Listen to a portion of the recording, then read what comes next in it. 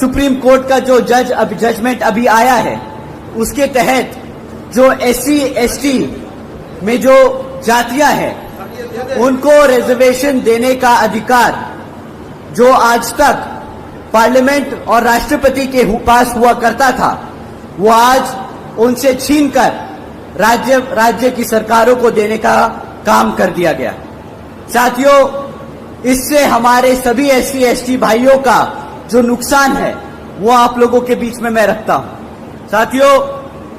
जब ये जजमेंट दिया जा रहा था तब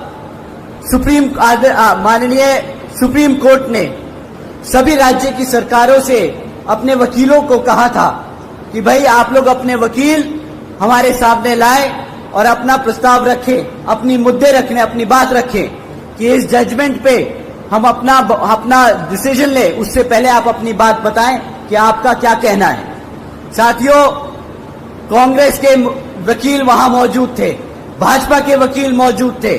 और उस जजमेंट से पहले किसी भी एक पार्टी के वकील ने उस जजमेंट पे हमारे SC ST भाइयों का हित में एक भी शब्द नहीं बोला। साथियों, आखिर में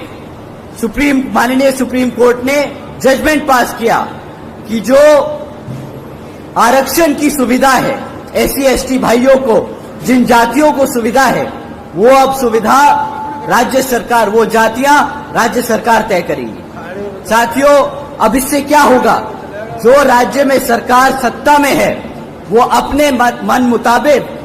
SC में जो जातियां हैं उनको रिजर्वेशन देगी और अगर चाहेगी तो आपसे उन जातियों से रिजर्वेशन छीनने का काम करेगी। साथियों, इससे ये जितनी भी सत्ता में रही सरकारें हैं, ये हमारे SC ST समाज के भाइयों में मनमुटाव व